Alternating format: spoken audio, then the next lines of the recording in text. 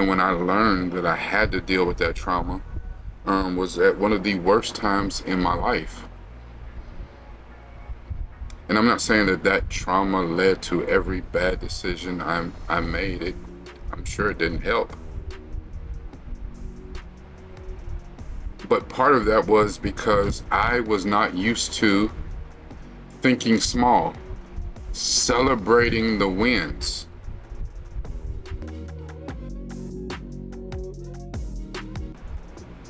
Hello, Governor. This is Rick Steve from the Ville, and we're here to talk about The Bear, Season 4, Episode 5, Replicants. Now, I want to talk about a challenge that trips all of us up, and that's the overwhelming pressure of the big picture. Now, you may have these massive dreams, these grand visions for your future, but sometimes it can feel paralyzing. Like, is the mountain too high? Is the goal too far off that you feel like you're never going to reach it? I've been told all my life that you have to think big. If you want big results, you have to think big. Because people who think small are getting passed up every day by the people who think big. But what if that's a lie? What if the true secret to monumental success actually lies in thinking small? What if making calculated, precise, tiny moves is actually more important than dreaming of the finish line? Now, this episode, Replicants, talks about the high-stakes world of fine dining. But replication means consistency. It means perfection in every detail, every single time. This episode brilliantly shows us that the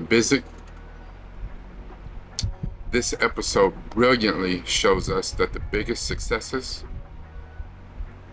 aren't built on single grand gestures, but on meticulous, repeatable mastery of countless small, often overlooked steps. I'm going to explore how focusing on those micro actions can dissolve, overwhelm, build unstoppable momentum, and ultimately lead you to achieve those colossal gains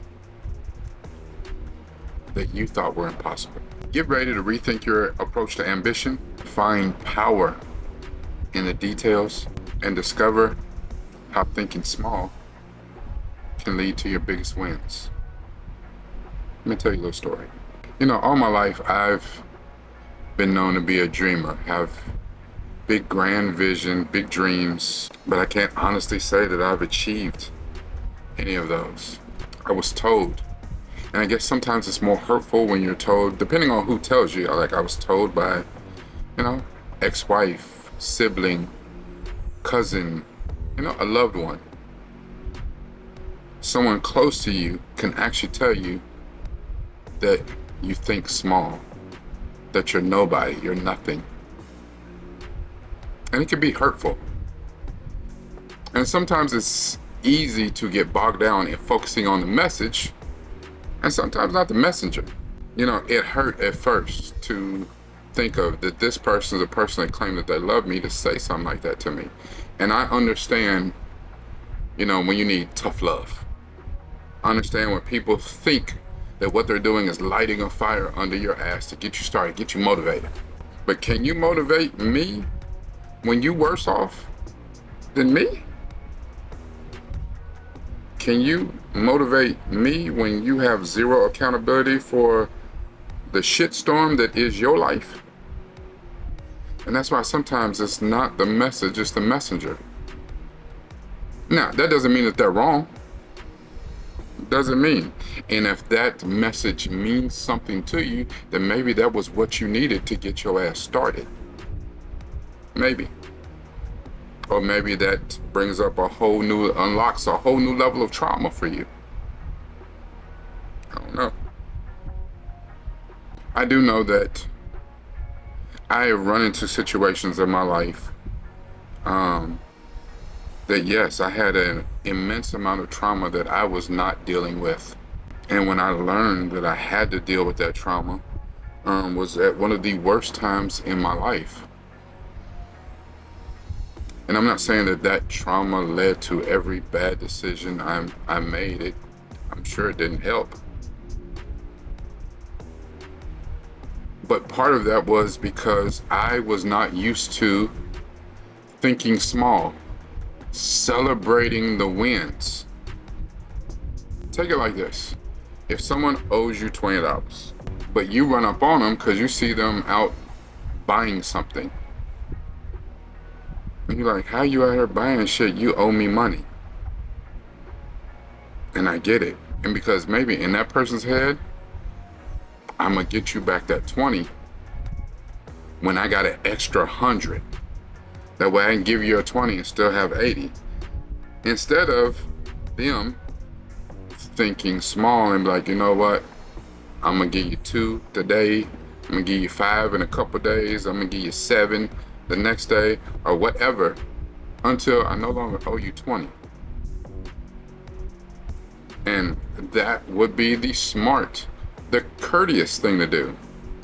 But most people let that build up. And I have been guilty of that myself. And it's like you get stuck. And sometimes you getting stuck is simply a way of thinking. Your way of thinking. Because if you're thinking big, you can't accept and think small and accumulate the small wins until you pass that threshold you have for yourself. It happens. But we're going to talk about it.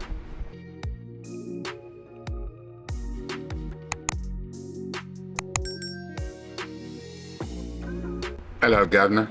This is Rakai Steve, Newfoundlandville, and we are here to talk about The Bear, Season 4, Episode 5, Replicants. Now, if you've been rocking with me for a little bit, you know that I'm trying to do something different, and I've kind of went into a new format of giving you the information I need to give you. I don't want to do a long recap, so I'm going to talk about the story as we go. So make sure that you leave me some comments and tell me what you think of this new format. What do you like? What do you not like? Is there anything you miss that I used to do that you wish I would do now, or something new that you think I should try? I'm open. Now, you know that I like my quotes, and I have 2. The first one's from Eleanor Roosevelt, and she says, "Great minds discuss ideas. Average minds discuss events, but small minds discuss people."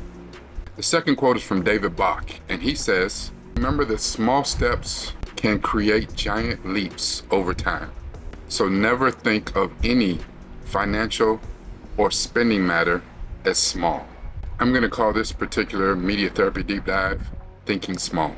Tiny steps build grand consistency, and thinking small in this context means that mastering micro skills, when you combine them, can create a consistently flawless macro experience.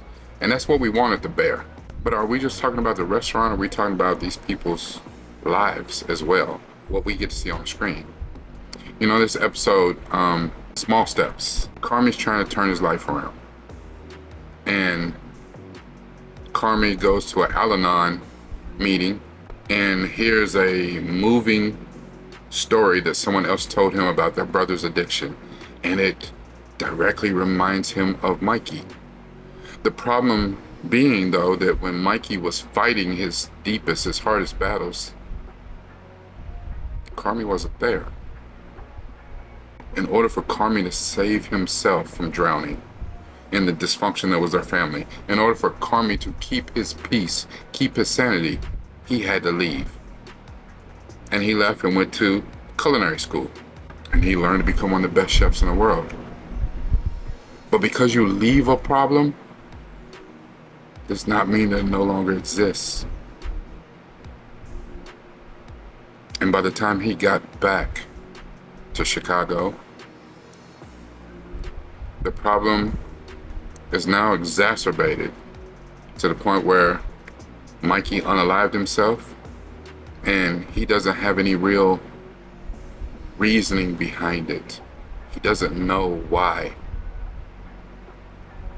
He felt like there was so much still left unsaid between him and Mikey. Carmi left at a devastating point after the dinner that we saw that was called Fishes. You know, if you think about working in some place like the Bear, and I know that I have a friend of mine, she said she couldn't even watch the Bear.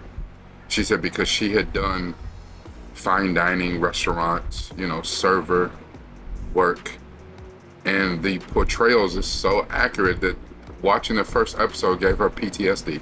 She can't watch it, hasn't watched a single episode to this day. If you consider the precision required for every prep task, every cooking technique, every plate garnishing, this episode really highlights those little minute details and the repetitive practice. It's tedious that goes into making the bear the bear. You know, Jess came in and said that really, Jess suggested to Tina that she needed to cut her time. She said in order to make the dish that she was making, she was taking 5-6 minutes per dish. She told her she needed to cut it to 3. Now that's a personal challenge. And the thing is, you think that, all right, if I'm doing this at 6 minutes right now, the next time I do it, because she told me 3, I'm gonna magically do it in 3. It didn't work like that. The next time Tina did it, she did it like 10 seconds faster. But that's a tiny step. Now, in Tina's mind, it's a failure because it's nowhere close to 3 minutes. And as far as she's thinking, how am I going to ever get it down in 3 minutes? I tried hard and I got it to 10 seconds down. But that was your first attempt. And the thing is, you need to take the tiny wins, the small wins that you can get in order to perfectly execute that dish. You know, smooth service isn't magic. Now, even though Tina's hard on herself with this and she feels that she's a failure, she sees that Carmi's going through something and she catches him and talks to him about the current struggle he's had with reducing the ingredients and advises him to slow down the pace of the menu. And he agrees, but she can see something still bothering him. So she tells him flat out, listen, I don't know if nobody told you, but you the shit, Jeff. And the thing is, sometimes even when you are as outstanding as Carmi is, he got a wonderful review and a write-up. He was at one time the #1 chef in the entire world. How many people can say that? But it's still very easy to be in your head and not focus on that win you have. Because I understand, you can't live on your past laurels. You can't live on what I was, what I used to do. That shit is over with. But that doesn't mean you're still not good today. Does not mean that you're still not great today. You know, we see some other things in this episode that Carmi ends up hiring Luca, who was the chef that was also at Ever, but that had moved to the Netherlands, and Marcus went to go train with him to become a better pastry chef. And remember, Marcus had asked Carmi, he said he needs some firepower. So, what better firepower is there than Luca? And Luca's hired as a stage, which is pretty much a volunteering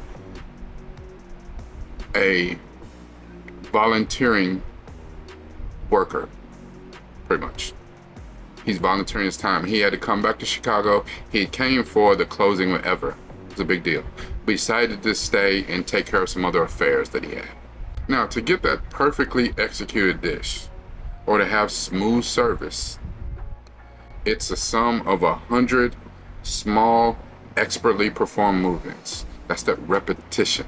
A lot of times characters who excel are obsessed with the smallest, most fundamental building blocks of their craft. Now, I can do a bunch of sports references here, you know, your Kobe Bryants, your Michael Jordans, and things like that. But just think about, what is it that you do? Are you obsessed with the small, minute details that can make what you do great? You know, the thing is, over time, the longer I've worked with Centel, the more obsessed I have become with the small details in what I do. And I understand there's only so many things I can change at one time. Like just doing this experiment to change the format, to get better efficiency in telling my story and getting the information to you. Sure. There's things I could do maybe to do more for my physical appearance. You know, again, get my whole background together, because, you know, there's things that some I can do and some that I cannot do at this time. But it's okay. Like Carmi, working on it. Now, you know how I was just talking about big picture? Sometimes you have to break things down to small chunk size information. So information that you give other people not only should be in chunks, but also sometimes your thinking has to be in chunks. Don't think of this is the task you have to do. Think about this much, do this much, and then tomorrow do this much until you get here. You know, I listened to Will Smith once talk about the difference between 90% and 100%. And to a lot of people, 90% is good. It's good enough. But there is a monumental step in between 90% and 100%. And if you really look at your own output on what you put into things, what is the percentage? You would probably be surprised at the percentage that you put into your everyday tasks. It's easy to say with your mouth you're giving 100%. But if like a little magical meter was to pop up above your head and give the extra percent, you'd be like, wait, 53%? What the hell? You'd be offended. I give 100%. But do you? I can already tell you that I am not giving 100% to this. I'm not. I know that. I want to, but I also have a regular 9-to-5 job that I do. I also spend a lot of time with my kids, and spending time with my kids is a non-negotiable. It's easy to say, listen, put in this amount of work right now so that your kids can benefit from it later. However, I'm at the point now where my 3 oldest kids are in high school, and there's only so many moments that I can miss that I will never get back, and I'm not willing to sacrifice that. Do I wish that this was building faster, stronger, more people were seeing my videos and my messages? Yes, absolutely. I want Jake Paul, Mr. Beast, Marcus Brownlee, I don't know, other big streamers and them AMP numbers. But I know the content that I make doesn't breed getting those type of numbers, and I understand that. I understand I have to make some changes, but it has to fit well within my integrity and what I'm willing to do to create content for you. I want to be meticulous so that I can elevate my good to great, to unforgettable. But it takes time. I'm past where I was happy and, you know, I wanted to pat myself on the back just for being consistent. I churn out so many videos a week now, and now I'm churning out so many shorts per day based on these videos. But it's not enough. So what else can I do? Well, it's not really for you to ask, and if you want to leave a comment to let me know what else I can do to raise my views and subscriber hours and all of that, listen, I'm all ears. You know, the thing is, I talk to my kids about, you know, being good, being great, and they, you know, a lot of times they tell me that something's good enough, and it burns me up. And I remember my dad was a tyrant when it came to that. I didn't get my first B until I got to high school. And that B was out of rebellion. My dad didn't accept A minuses. He said, why should I accept an A minus when I know you can go to school and get an A plus with your eyes closed? And he was right. I could. Every subject. It's not a problem. It doesn't mean I want to. That doesn't mean my mental was together that I wanted to even pay attention to this class. I don't give a damn. I did the work more so out of fear of what he might say or what he might do. Until I got to that point as a teenager where I just didn't give a shit anymore. You know, if you know anything about food, just think about the difference between a perfectly seared scallop and one that's slightly overcooked. Think about if you ordered your burger smashed, medium, but they bring it to you smashed, way past well done. It's a tiny detail. You took your eyes off the ball for just a moment and you overcooked, undercooked my food. It means all the difference in the world to how it tastes. Especially, I'm a paying customer. I shouldn't have to pay for this. If you can focus in on the imperceptible nuances that can take you from good to great to unforgettable, you can conquer the world by thinking small.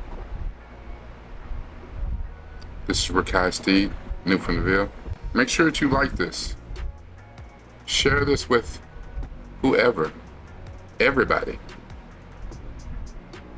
Watch some of the other videos and tell me what you think about those as well. Something might hit your fancy.